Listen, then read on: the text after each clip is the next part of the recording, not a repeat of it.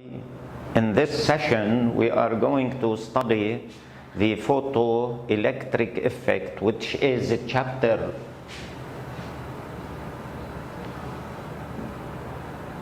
16 in your book, Photoelectric Effect.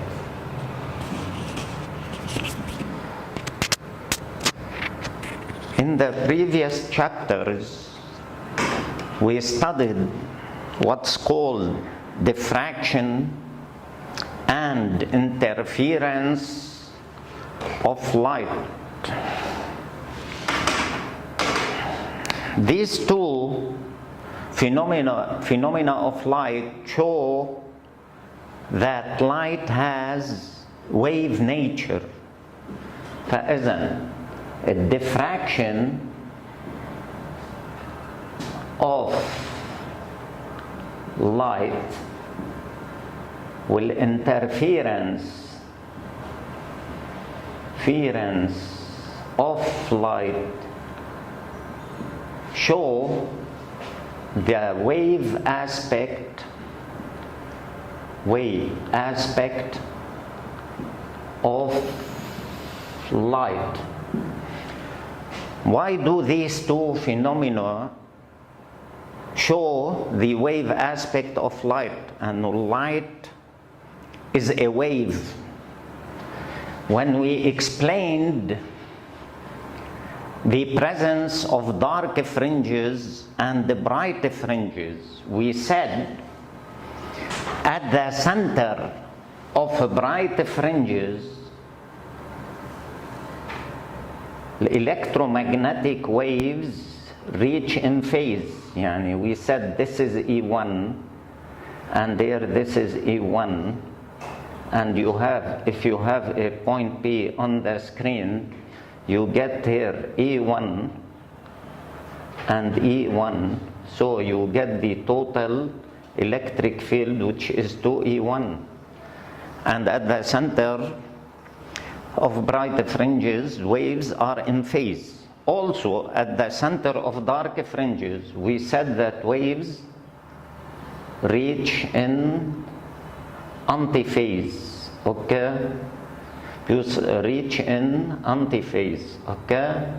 Type. So they cancel each other.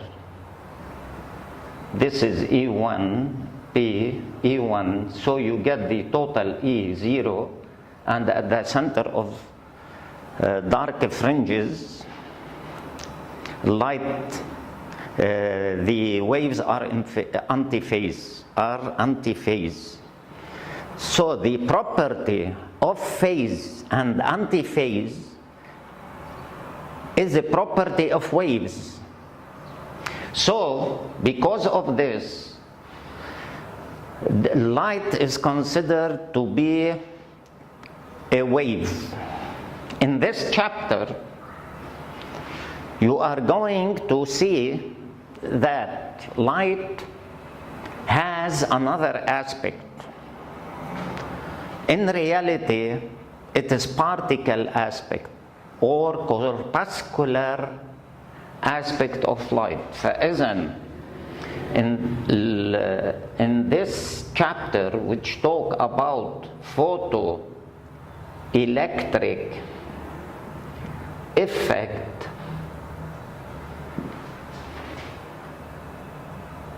you will deduce that light has corpuscular aspect of light. Okay? What is photoelectric effect? This is what we want to understand. Let's see the first slide.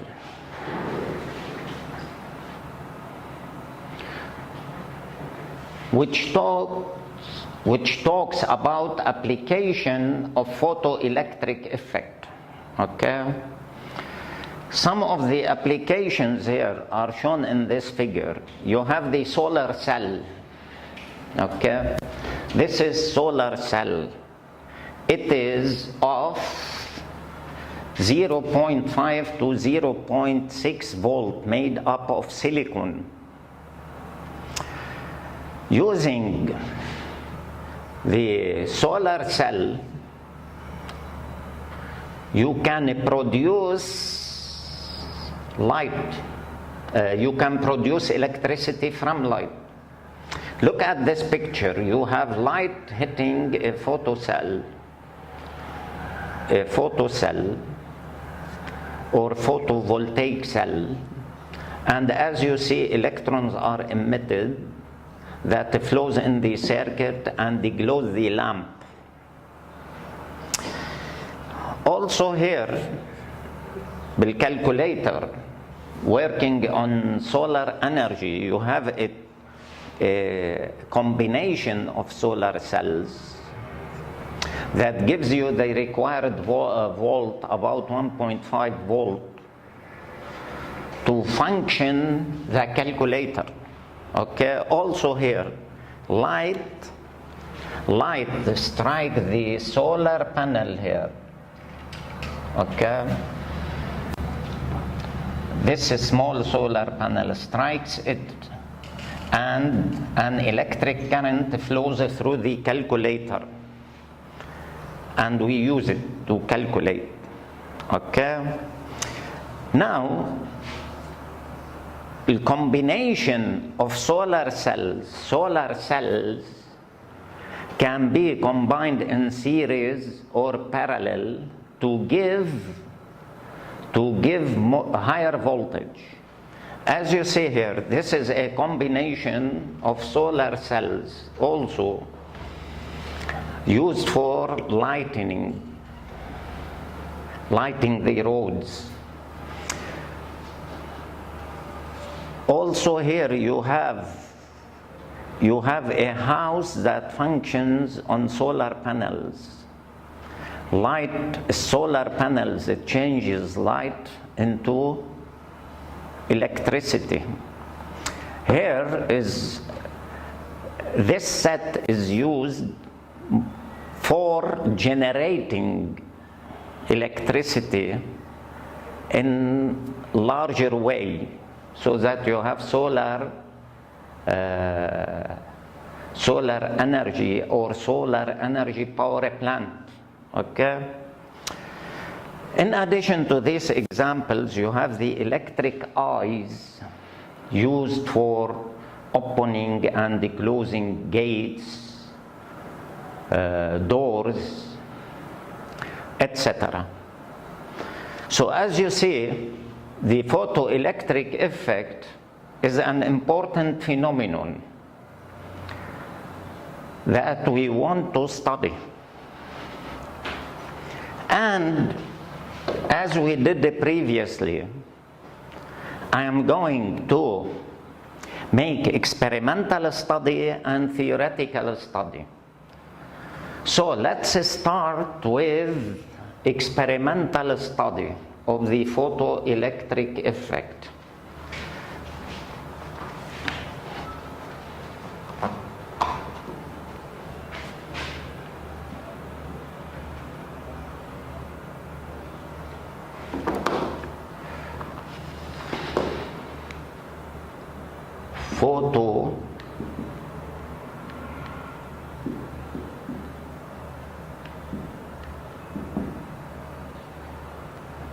Experimental study.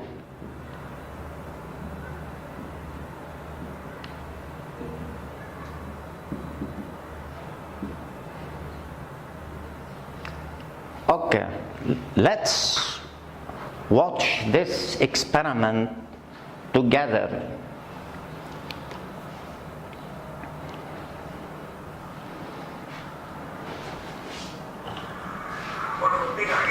Is that light can behave as waves or particles, and this demonstration of the photoelectric effect is a really great way of introducing that idea.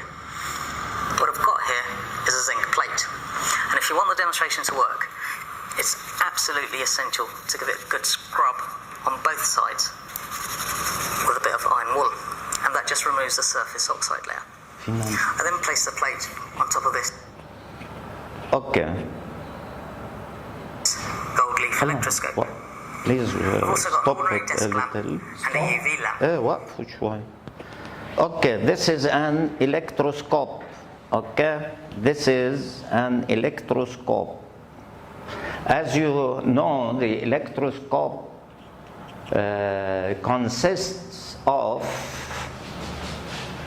metallic plate or ball connected to a metallic rod that carries at its other end an aluminium leaves or gold leaves that extend vertical. Okay, these are metals, they are conductor. Free electrons can move freely here. The part of the rod, metallic rod, and the leaves are enclosed within a glass container, as you see. This is the plate, this is the rod, and these are the two leaves. Aluminium or gold leaves. Here you have metallic plate,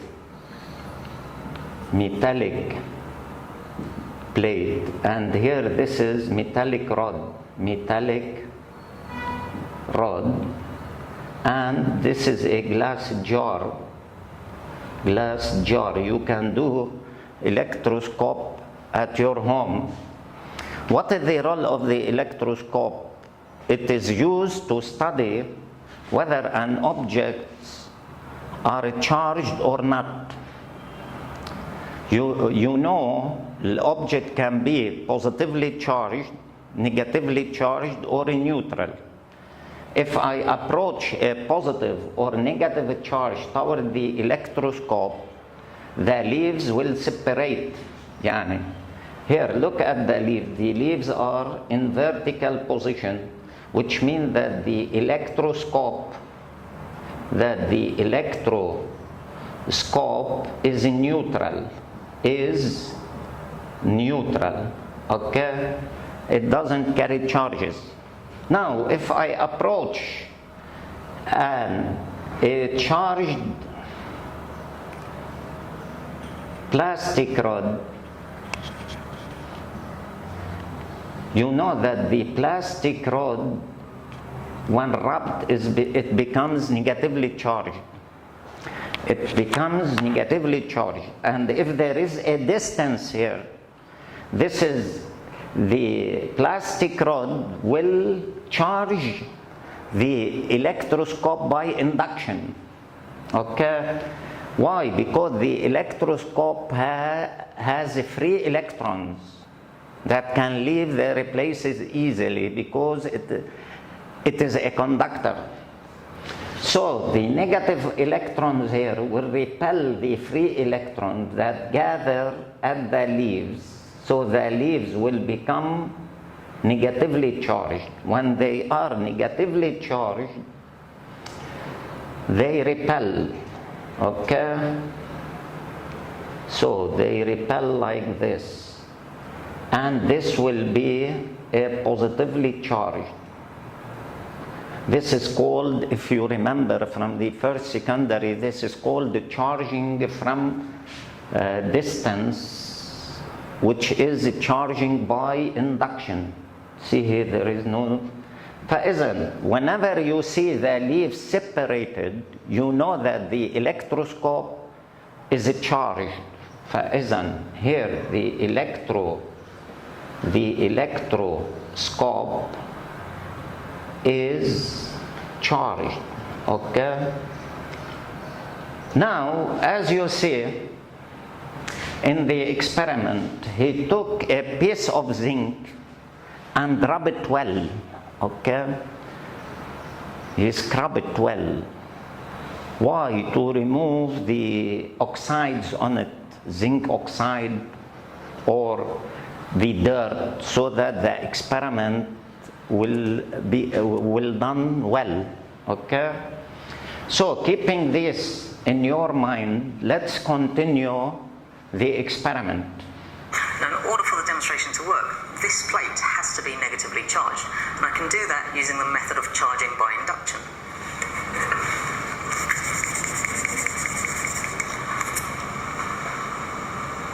Look here. He is making a charging by induction.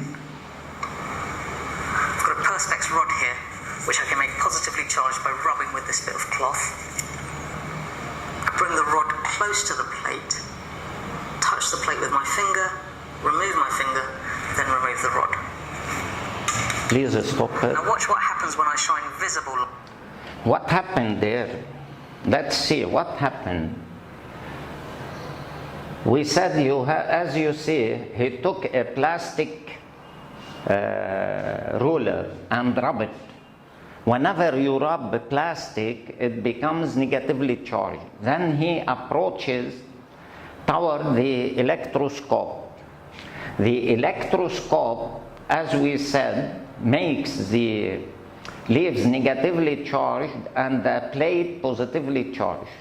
Now, here, he touched the metallic plate. Okay, when he touched the metallic plate, what happens? The positive charge here becomes in neutral. The plate becomes in neutral. Electrons leave my body toward the plate that becomes neutral. Okay? This is what happens.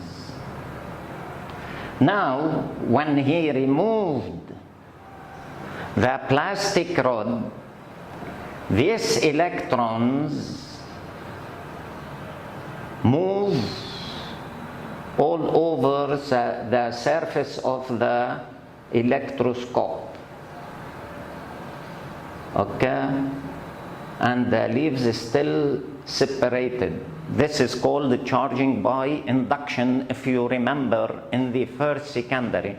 So he charged the electroscope by induction. He could have charged it in a simpler way by friction. You can charge the plastic rod by rubbing, and then you connect it, you put it in contact with the electroscope, so the electroscope will be negatively and this will be separated. This is another way of charging by contact. So you can charge the electroscope either by contact or by induction. He used the induction method here. Let's continue. Light onto the plate.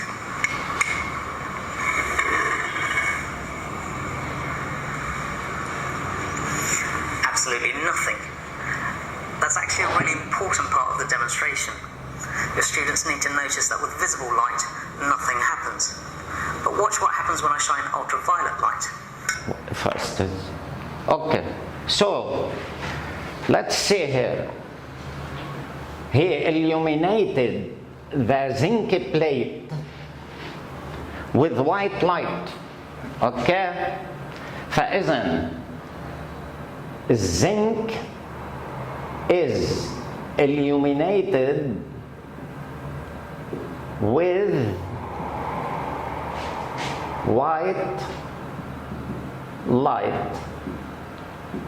Nothing happens. The leaves remain diverged. Okay? So, nothing happens. The leaves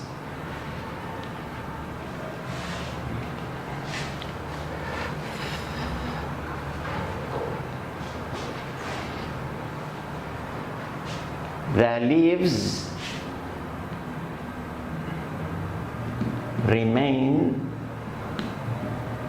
diverged. Okay? Right. Let's see.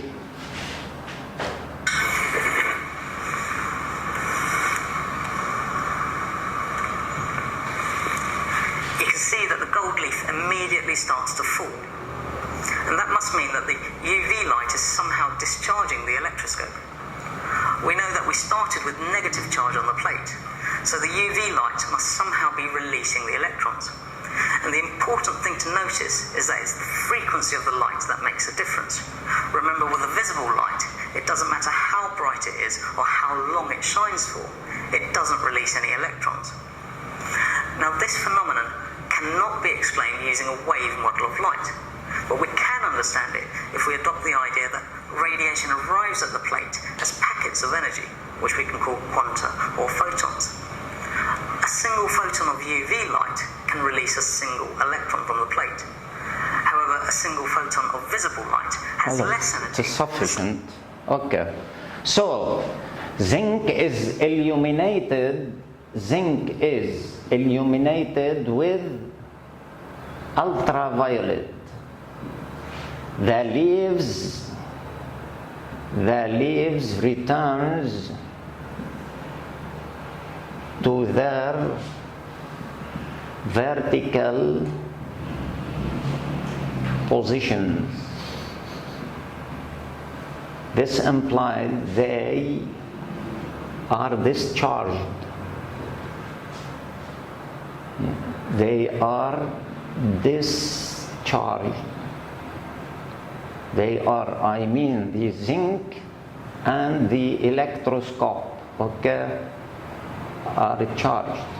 Yani, this means that they have lost the electron, the excess electron that they have. Okay. Let's see here. With white light, which consists of many radiations, white light,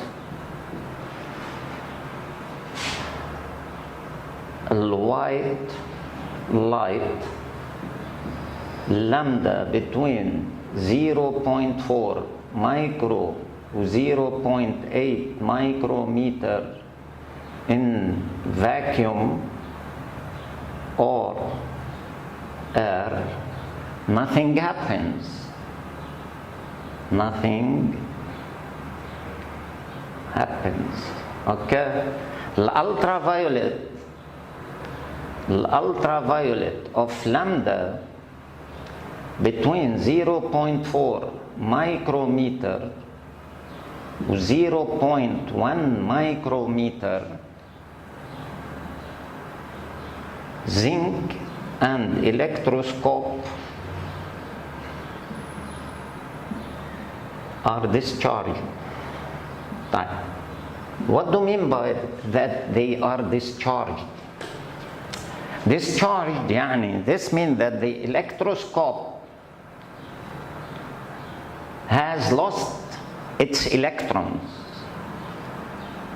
How does it lose its electrons? What is the way, in your opinion? The way here is that the ultraviolet radiation gives energy to the electrons, causing them to be emitted from zinc. But white light doesn't have this sufficient energy. So it wasn't able to extract these excess electrons. فإذن, this phenomenon takes place only for convenient radiations and not for any radiation. Okay? Right.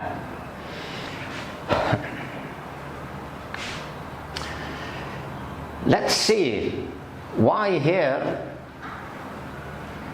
why you have convenient radiation which causes the emission of electrons. If we look at this table, it cannot release an electron. Now this is a relatively simple demonstration. The slide اللي بعدها خلاص هذا ما. Okay. Let's look at this table. As you see, each metal here in this table has a characteristic constant called the threshold wavelengths. يعني the threshold wavelengths of cesium is 0.66, of potassium 0.55, of calcium 0. We are talking about zinc. Its threshold frequency is 0.37. Let's see. What does this mean?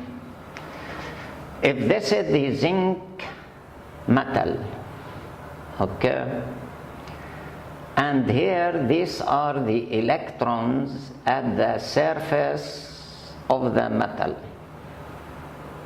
These are free electrons. They can leave their places when they absorb sufficient energy. Now, lambda node of zinc,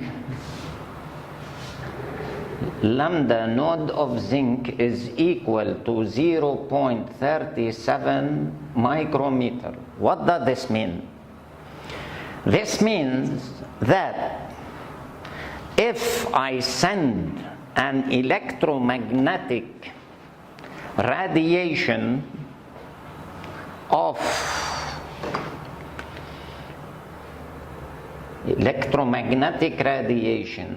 lambda equal lambda node zinc equal 0.37 micrometer, electrons will be emitted from the surface without speed.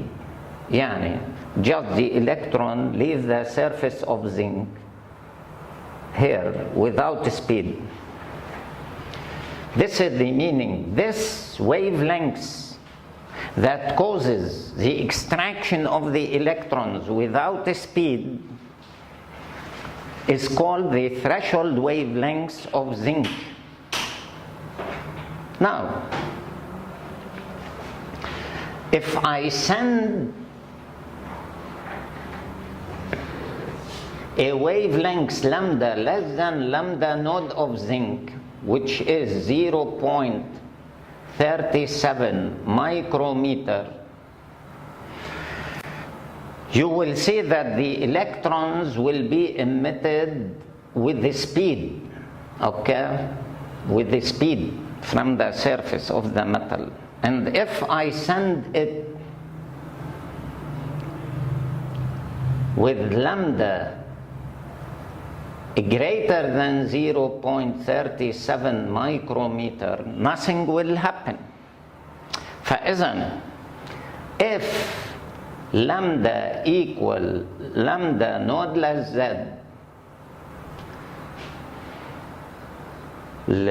zinc emits electrons from its surface without speed, without speed. If lambda smaller than lambda node less zinc, zinc emits the electrons with speed, If lambda greater than lambda node less z, electrons aren't emitted.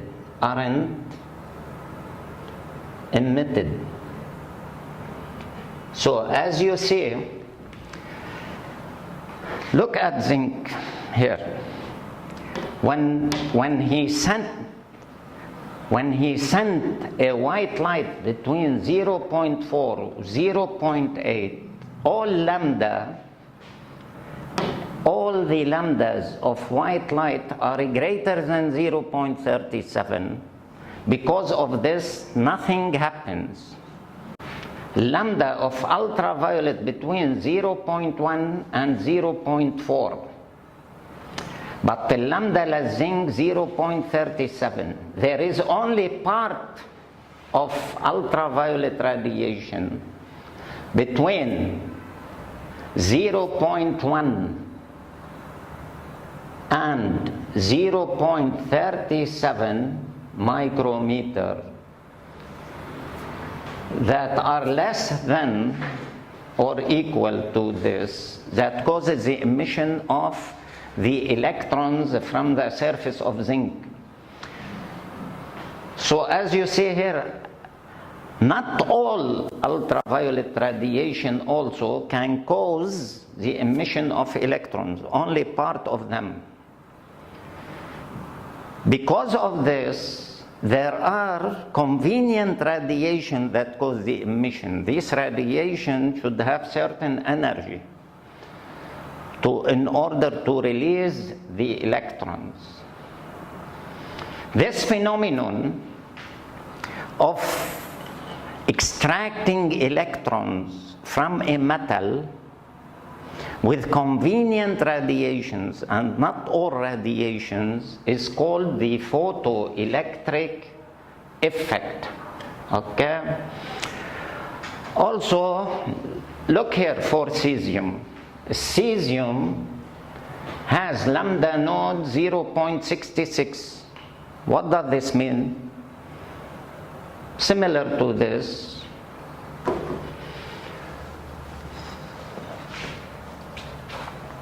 if we take cesium here, this is cesium. It has surface electrons. If I send lambda node of cesium is 0.66. So if I send a radiation of lambda 0.66 micrometer equal to this, electrons will be emitted without speed. They just move from the surface here. If lambda smaller than 0.66 micrometer, electrons will be emitted with the speed. And if it is greater than 0.66 micrometer, electrons won't be emitted. Okay? And similarly for the others, and so on. Since we said this phenomenon of emitting electrons with convenient radiation from a metal or any body is called photoelectric effect. So let's write a definition.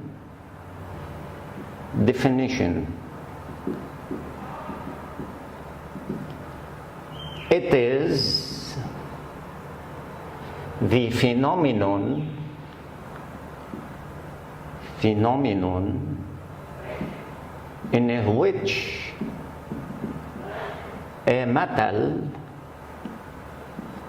or any object emits electrons from its surface when exposed to a convenient radiation.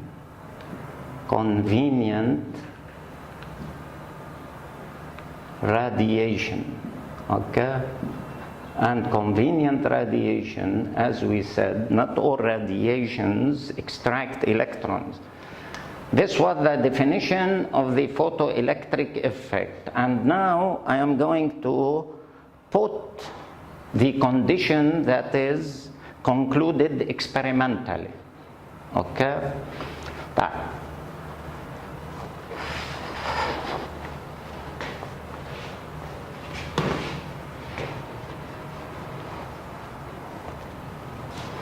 The condition of emitting electrons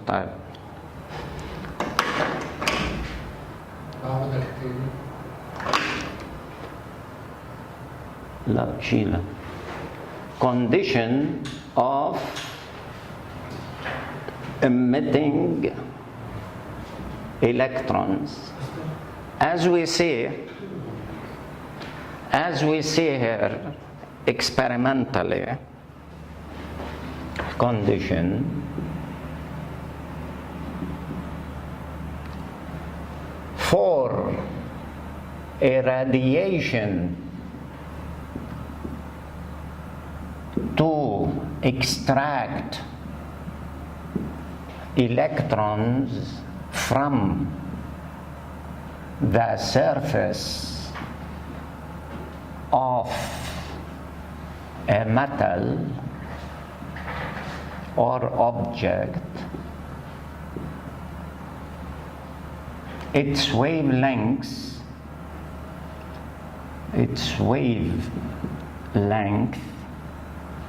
lambda should be lambda smaller than or equal lambda naught, where lambda naught is the threshold wavelengths that depends on the nature of the metal, okay? As you see, lambda naught for cesium different than that for zinc, different than that for potassium. For each metal, there is a specific wavelength that starts the emission of the electrons from the metal, okay? It is called the threshold. Why? What is the meaning of threshold? And you hear this a lot in biology. The threshold, it is the point when the phenomenon starts. يعني the threshold frequency, wavelengths.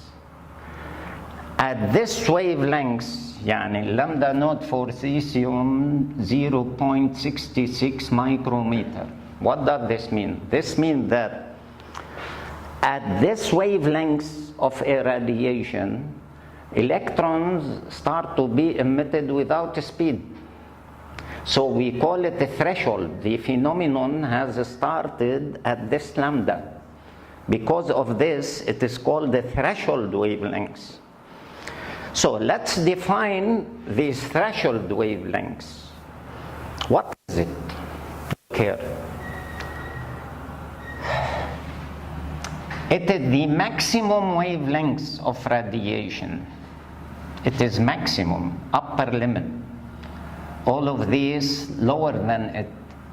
So, lambda naught is the maximum wavelengths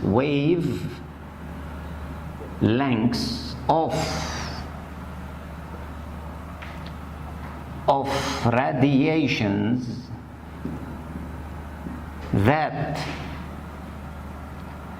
that cause the emission of electrons from the surface of a metal without speed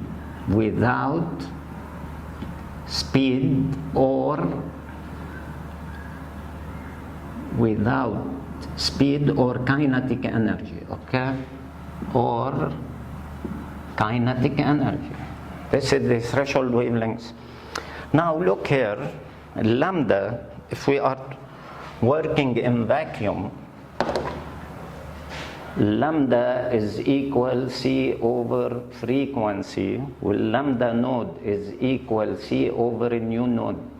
If this is a threshold wavelength, this will be threshold frequency, okay?